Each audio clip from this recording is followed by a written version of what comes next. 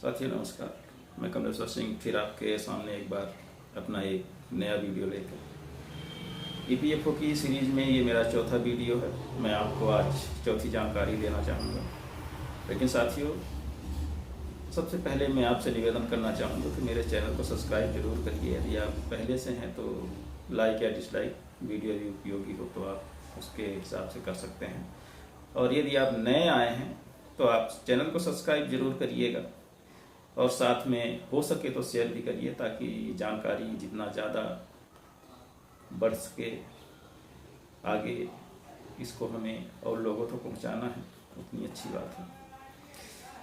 साथियों, हमने पिछले वीडियो में आपको ईपीएफओ से संबंधित कई बातें बता चुके हैं। आज हम आपको बताने वाले हैं कि पेंशन किसको मिल सकती है। जी हाँ, यदि आप संविदा कर्मचारी हैं या आप किसी कंपनी में काम करते हैं और आपका ईपीएफ कटता है तो आप पेंशन के पूरे हकदार हैं। और आपको पेंशन किस शर्त पे मिलेगी वो आज हम आपको बताने वाले हैं। आप मेरे साथ मेरे वीडियो में अंत तक बने रहिए। साथियों, इसमें पहली शर्त ये है कि आप किसी भी सेवा में हैं, किसी भी पद पर हैं, तो आपको कम से कम 10 साल की सेवा अवधि पूरी करनी होगी। ये इसकी पहली शर्त है। और 10 साल सेवा अवधि पूरी कर लेने पर आप पेंशन के हकदार बन जाते हैं। साथियों, आप जब रिटायरमेंट होते हैं तो आपको पेंशन आपके अंशदान के आधार पे, जो आपका 8.33% आपके वेतन का पेंशन खाते में, ईपीएस खाते में जमा हुआ है, उसके आधार पर आपका पेंशन का राशि निर्धारित की जाती है।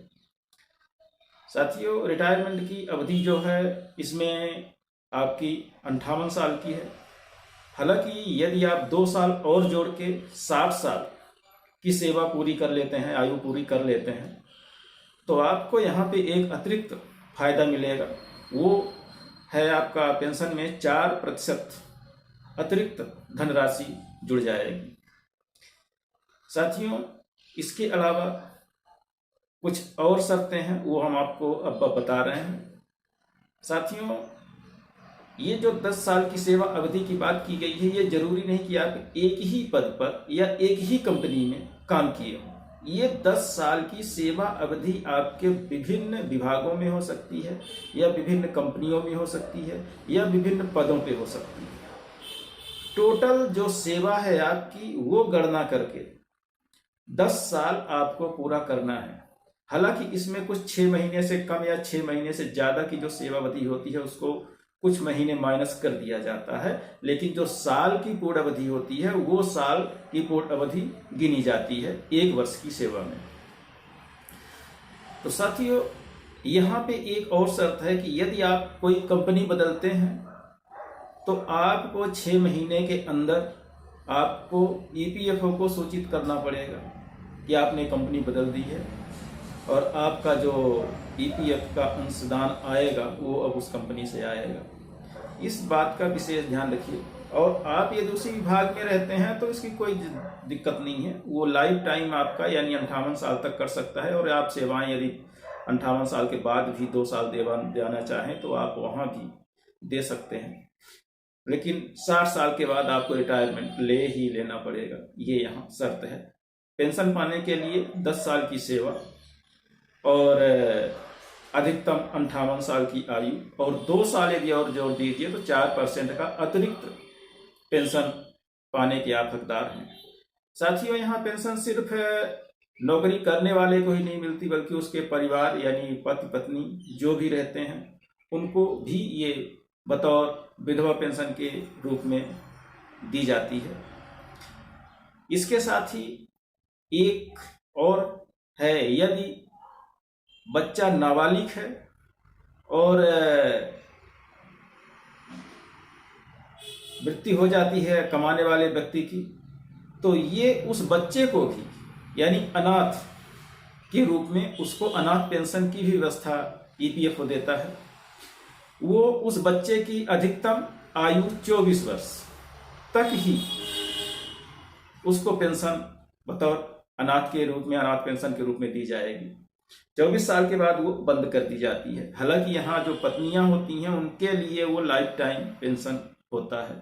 साथ में इसमें विकलांगता की भी पेंशन मिलती है, लेकिन विकलांगता की पेंशन ज्यादा कठिन नहीं है। यदि आपने सेवा प्रारंभ की और आपका ईपीएफ कट के 1 महीना भी ईपीएफओ में जाके जमा हो गया और आप विकलांग हो गए, पूरी तरह से विकलांग हो गए, हालांकि इसके लिए मेडिकल सर्टिफिकेट आपको लगाना पड़ता है और मेडिकल बोर्ड जो है ये सर्टिफाइड करता है कि आपको स्थायी विकलांगता है, इसलिए आपको पेंशन का हक मिलना चाहिए और ईपीएफओ आपको पेंशन का हक देता है और पेंशन भी देता है। साथियों, इसमें और भी गौर करने की बातें ये हैं कि यदि आप चाहते हैं कि आप 58 साल की आयु में आप अपनी पूरी राशि विड्रॉ कर लीजिए, आपको पेंशन की जरूरत नहीं है, तो आप 58 साल की आयु पूरी करने के बाद आप पूरा पैसा आप विड्रॉ भी कर सकते हैं। ये भी सेवा उपलब्ध है ईपीएफओ में। साथ में जो 10 वर्ष की अधिकतम सीमा दी गई है सेवा की पेंशन पाने के लिए, मान लीजिए किसी वजह से ये 10 वर्ष पूरी नहीं हो पाती तो आपको पेंशन नहीं मिलेगी, आप पेंशन के हकदार नहीं होंगे। हालांकि आपके जितने भी पेंशन अंशदान में ईपीएस खाते में जमा है वो राशि आपको पूरी तरह वापस कर दी जाएगी, आप उसको पूरा वापस ले सकते हैं। साथियों, ये है आज पेंशन पाने के हकदार, उसकी शर्तें, कौन कौन सी पेंशन मिल सकती है, इसकी जानकारी। साथियों, अब हम अपने अगले वीडियो में कुछ और जानकारी लेकर उपलब्ध होंगे। तब तक के लिए नमस्कार, धन्यवाद। चैनल को सब्सक्राइब जरूर करिए, शेयर करिए, लाइक और डिसलाइक करना आपकी अपनी मर्जी। साथियों, नमस्कार।